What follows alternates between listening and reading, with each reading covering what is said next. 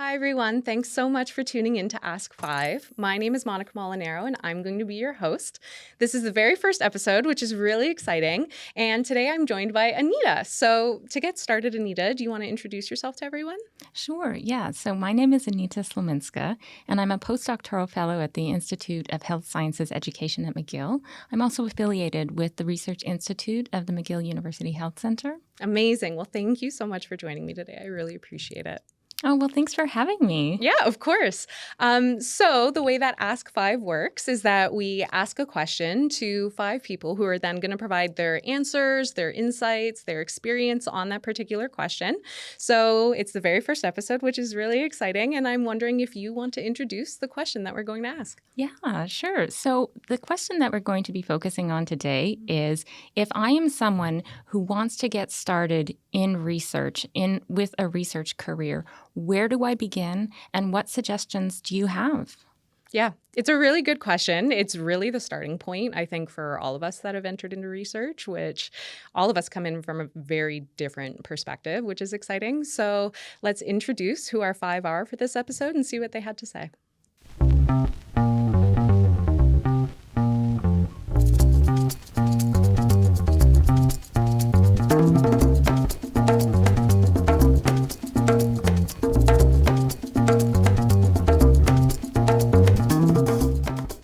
So today I'm joined by Lesley Fellows. I'm a professor of neurology and neurosurgery at McGill, a neurologist, and the dean of the Faculty of Medicine and Health Sciences.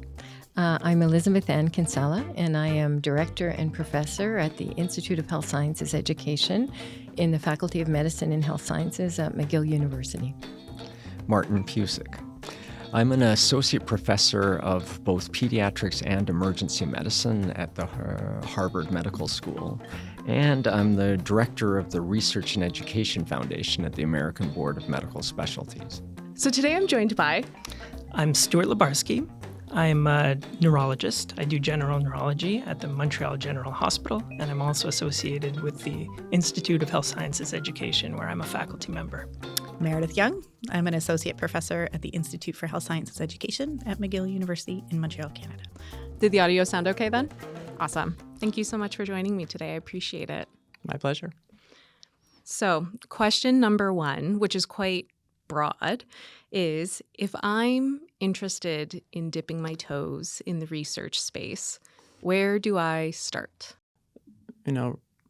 Research is a kind of state of mind, I guess, and then it's a bunch of methods.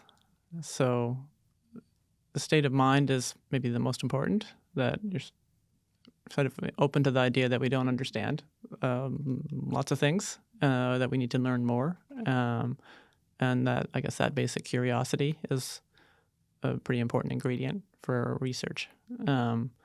So a skeptical questioning of conventional wisdom and a curiosity are important to begin with. After that, depends what you're curious about and what your natural aptitudes are, or what field you're in, what methods you should acquire.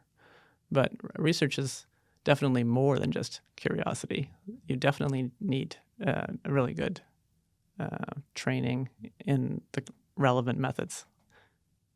Again, general methods, like what is the scientific method? How do you ask a research question? And then how do you sort out what the correct way to answer the question, or the best way to answer the question is, given your current kind of state and the available resources and all the rest. And then you get down to having to know the specific methods, and those can be really quite complex depending on what field you're in. So I guess I would see it in 3 ways. A general outlook, then the methodology of science, and then the specific methods of a particular field. You said that research is a state of mind, and I'm wondering if you could tell me a little bit more about that and what that means to you. Well, I think as people go through school, often you're sort of taught what we know, and maybe less how do we know that? How well do we really know that? And what don't we know?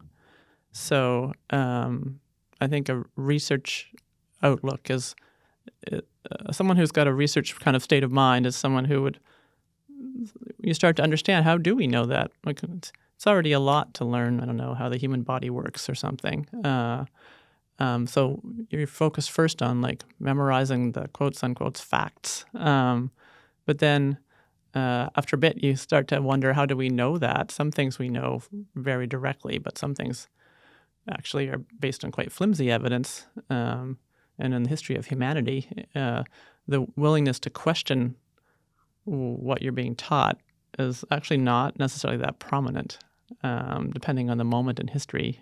I remember reading at some point that a lot of what was known about medicine through the Middle Ages and so on was kind of passed on in documents that had come from the ancient Greeks and kind of gone through Arabic culture and ended up sort of as canon, matters of belief, and including very straightforward things like claims, for example, that women had fewer teeth than men, which obviously anyone could test empirically very quickly, but no one did. So that sort of openness to questioning things that are passed to you in school or through textbooks is necessary in terms of a research mindset, to realize that what we know, we only know because we've kind of worked away at it, and we might have come at it in the wrong way. We might be asking the wrong questions. We might misunderstand what we're seeing. Which is either super exciting or very daunting. If you're trying to learn a complex field, it's daunting to have to ask, well, every single building block of this field, must I question all of it? But often the breakthroughs that come in research come when people kind of go back to a point that people have accepted as established and asked, really? Or brought a new method to something that seemed to have been established and looked at it with a fresh eyes, and then discovered that we're actually completely misunderstanding something. Yeah.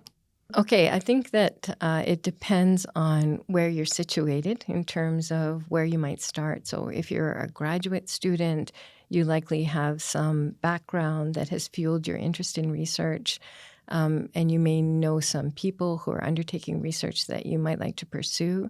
So having conversations with other grad students or having conversations with other people who are currently engaged in the kind of research that you might be interested in is a really great place to start. Similarly, if you're a clinician or a clinician educator who's trying to get into research, talking to others who are currently involved in research or who are undertaking work that you're interested in can really be a great beginning spot. Right. So a lot of that is about having conversations with people. Would you suggest, if you're someone who maybe hasn't even gone to graduate school before, maybe hasn't entered into that realm of research at all, is this about looking people up and cold emailing them, or do you have any suggestions in terms of getting in touch and actually being able to facilitate those conversations? Yeah, I mean, those are really good questions. And I feel like for every sort of person, depending on where they're situated, the path would be different about how you might start to become involved with research. One of the questions I would have is, why are you interested in research, and what kind of research are you interested in? And reaching out to others who are engaged in research for sure. Cold calling, I mean, it can, if you're reading someone's work and you're really finding it's incredible, writing that scholar and saying, hey, I love the work that you're doing. Is there any way we could have a conversation? Often there's a sort of a serendipity or luck involved, so that people reach out to someone they know, and they know someone else, and they know someone else. If you're in a formalized sort of graduate program, there's a grad chair that you can go to and ask who might be available to become a supervisor of research. So there's actually sort of an infinite number of paths that people take in terms of starting on a research trajectory. It usually starts with a really passionate question. So if someone came to me and asked, how do I begin to do research, or who do I begin to undertake research with, I would have a series of questions about, why are you interested in research? What are you interested in? And then that would help me in terms of being able to guide them in particular directions. One of the things myself as a scholar, I I really love it if someone has read my paper and they reach out to me and say, I really love that paper. Is there any way we could have a conversation about it?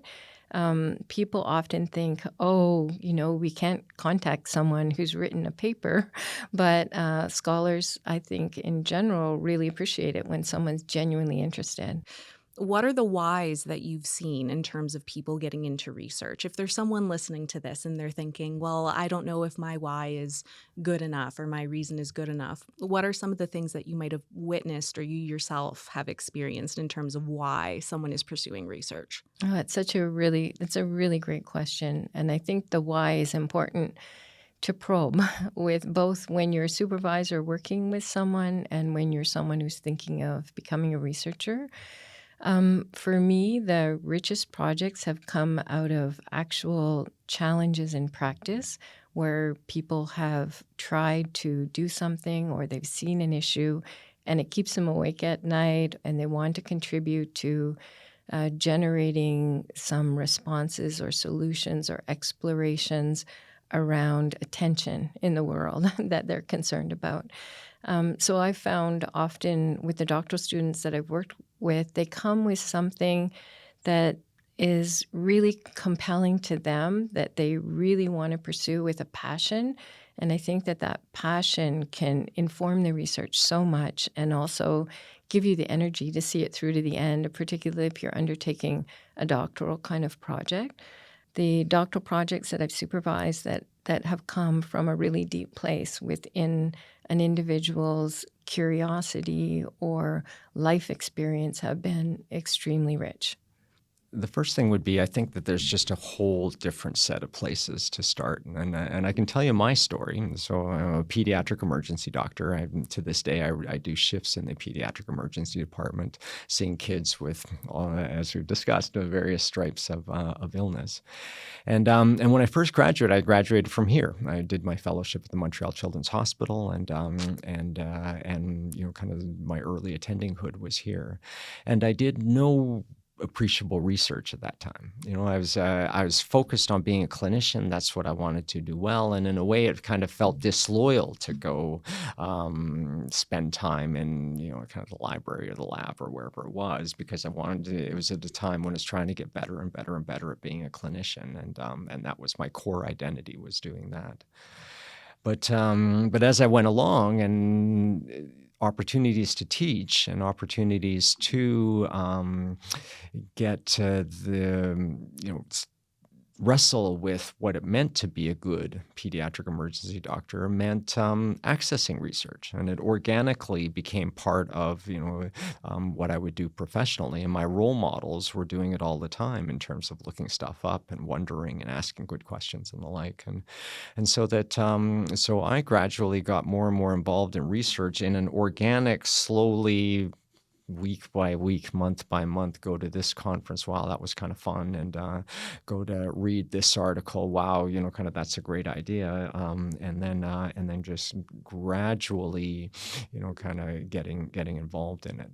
And my own arc just, kind of foreshadow the way it worked was that at a certain point, a few years in, did a master's in informatics.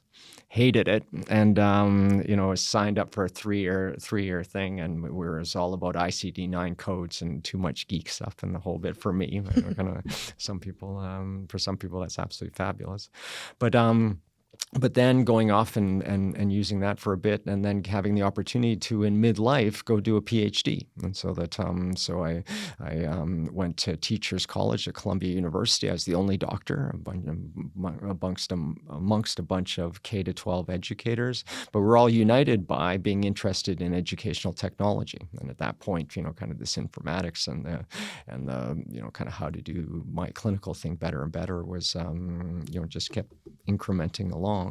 And the PhD was a chance to do it in a deep fashion. And so that so I would, in response to your question, how do you get into it? Well, kind of I did my core thing, I tried to do that well, and then research becomes organically part of it, and then you look around and decide how you can get better at it. And the master's degree played one role of, well, maybe not this, but then the PhD I loved, and there's a definite sort of before and after. Kind of before the PhD, I did some research, but it was not the dominant thing. But afterwards, sort of got more and more involved. Definitely. So it seems like there's this thread of find something that you're interested in and pursue that thing that you're interested in. Right. Yeah.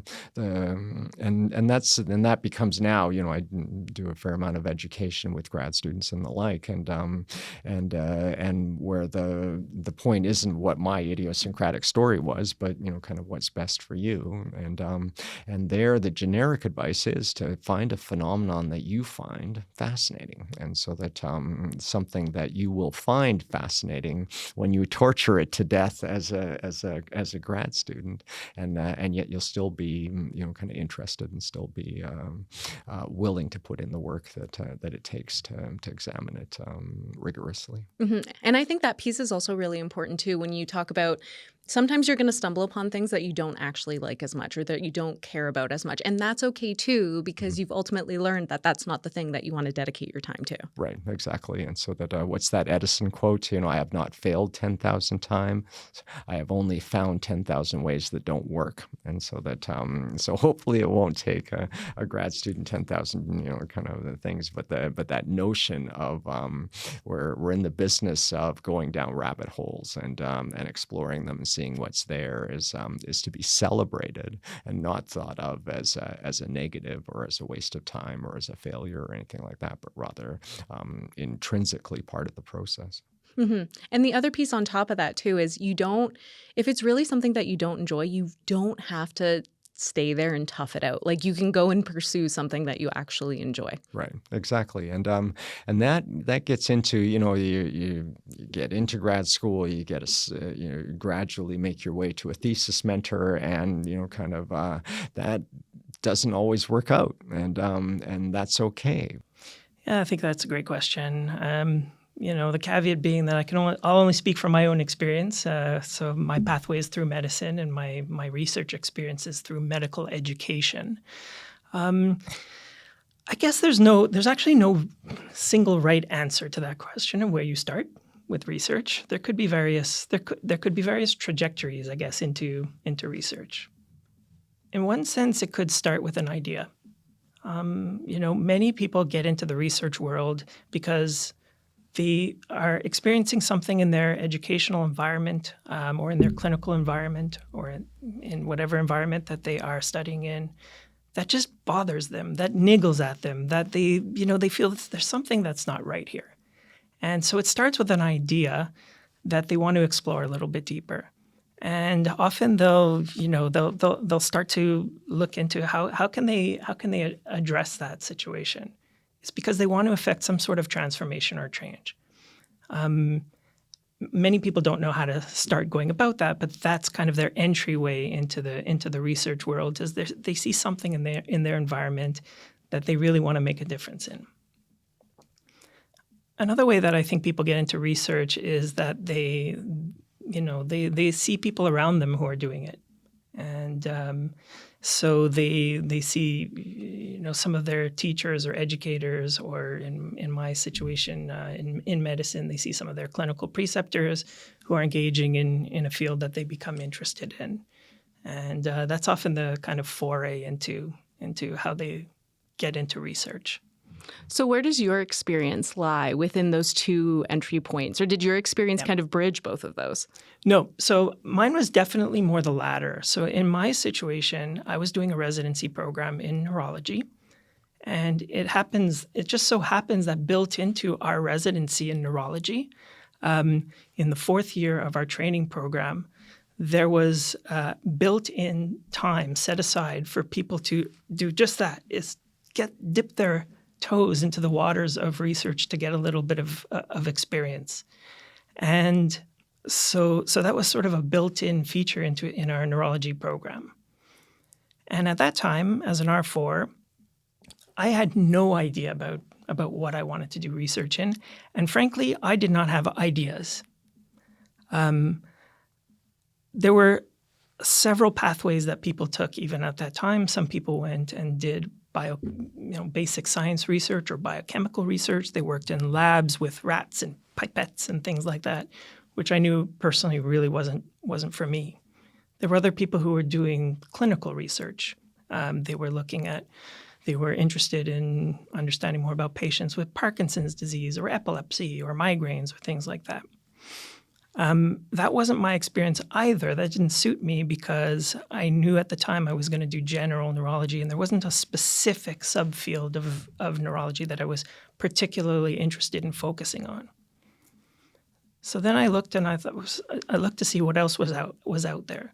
And as it happened, somewhat serendipitously, one of my supervisors, preceptors in neurology, happened to be doing some interesting work in education research. And I didn't even know at the time this was a field, but this was something that resonated for me. And he was sort of looking at the time, he was exploring the landscape of the academic half day in training programs across Canada. And this was a very different type of approach to research and looking at a very different type of question that I thought was even possible. And I went and I spoke to him. I said, "Hey, education research. I didn't even know this was a thing." And so he agreed to be my supervisor. And so it sort of happened serendipitously in that way for me.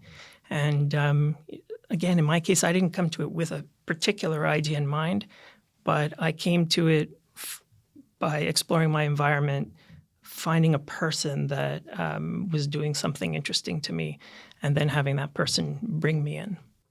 Where to start? Probably the best way to start is to just talk to as many people as possible.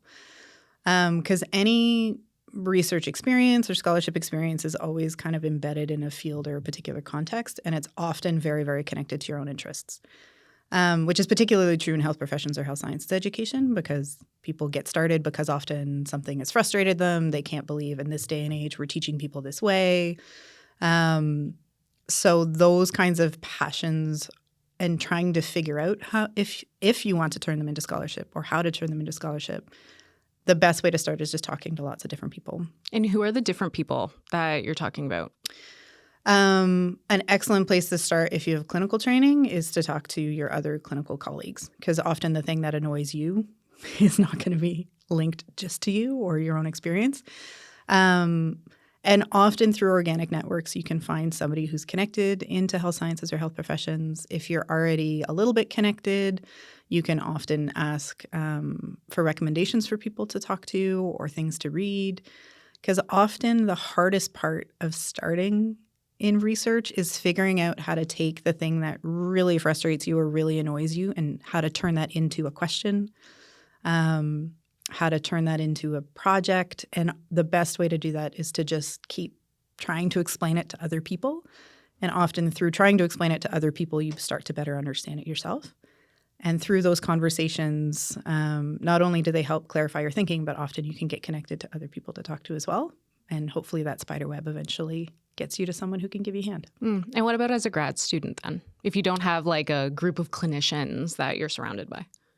I think conversations are still the way to start, either with if you can find graduate students that are already affiliated with the program or faculty members, because really the talking your idea out is the thing I still find really, really helpful in terms of understanding my own thoughts and questions, but also that'll give you a sense as to what part of the thing that you're interested in makes sense as a piece of research or scholarship in health professions or health sciences education rather than in public health or in cognition research, right? All of our questions have multiple dimensions to them. And sometimes those conversations will help you figure out which one of those threads kind of fits within this space. But talking to faculty members, some people are better with cold calls than others, both in terms of students and faculty. But good conversations are really a fantastic spot. You can also read, but sometimes reading means that you kind of already have the secret code for the language that other people use to talk about your idea. So if you can find stuff to read, that helps. But in my experience, the conversations are the most valuable. Would you say the same thing if it was just about even figuring out what graduate studies or research or scholarship even is to begin with, because I think there's coming from someone who came from the classical path of education, so bachelor's to master's to PhD. Going from a bachelor's to a master's, as an example, I had no idea what going to grad school actually entailed. No, neither did I. Right? I had no idea what I was doing. So, right, like neither did I. So I'm wondering, would you say that your answer of having conversations with people still stands for, because right now it seems like in your responses, it's about if you already have an idea and you want to explore that idea, and what does it look like to explore that idea? But what happens when you don't have an idea to begin with? No, that's totally fair. I think for people who come through, like you're saying, like a more classic pathway, you're not always driven by your idea. You kind of stumble into the space or stumble into an opportunity. I certainly did. How I ended up in grad school studying something that looks like health professions education was completely and utterly random.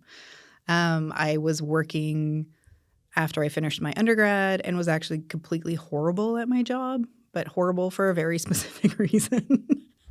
And that horrible aligned with a random sentence that somebody who was teaching a course that I was taking said that sort of kind of made sense as to an explanation of why I was so terrible at my job. So I randomly emailed them and asked for just some stuff to read to better understand why I was so specifically horrible at my job.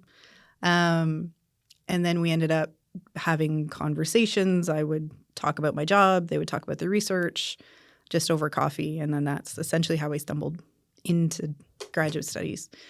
Not everybody has that same experience. Mine was unique because it was mine.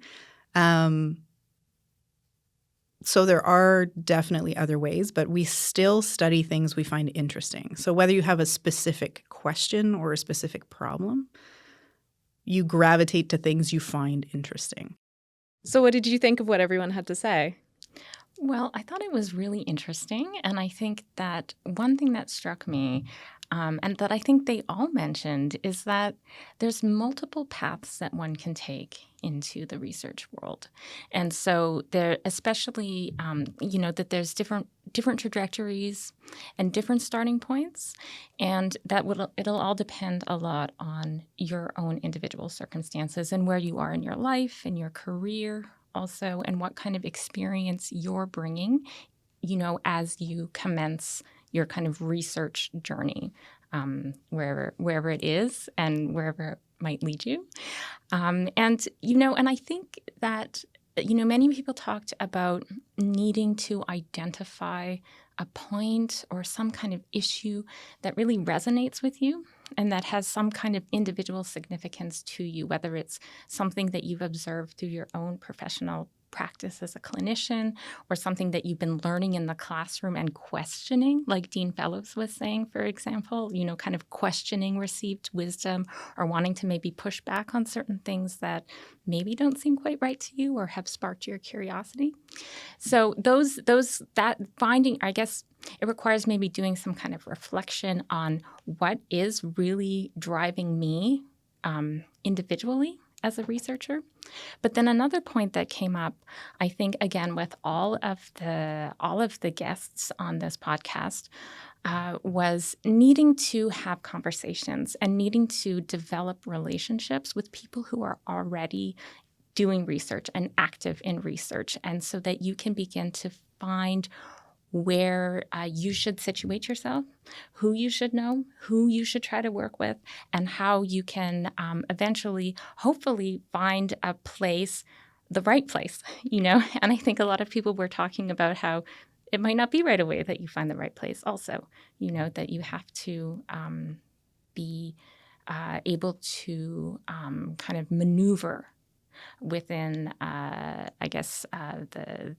whether it's the school you're in or finding the right school or the right program or the right faculty to work with, and that you have to take initiative then also to initiate those conversations, to reach out to the people who seem the most interesting to you.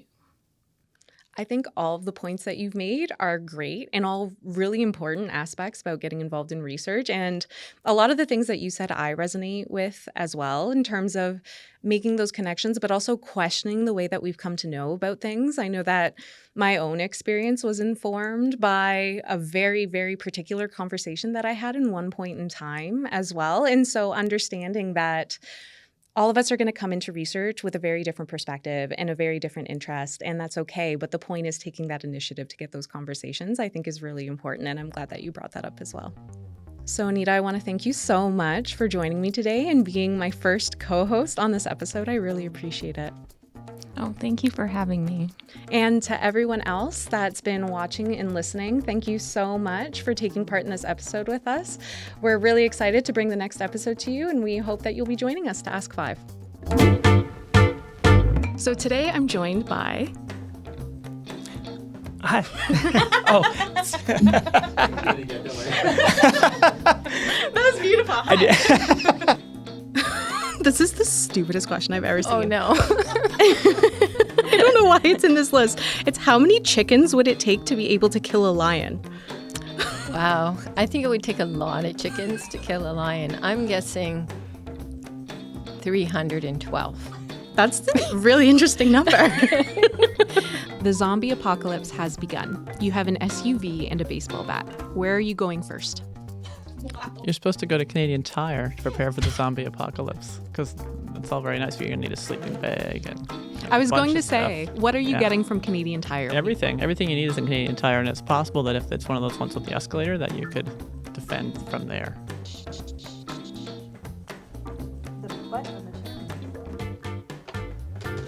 You hear? It's Yeah. freaky. Well, we've got some hot takes already in there. Well, it's like the cough made me remember those guys are there. She forgot about you. Oh, I forgot about you. So today I'm joined by... Oh, Cut.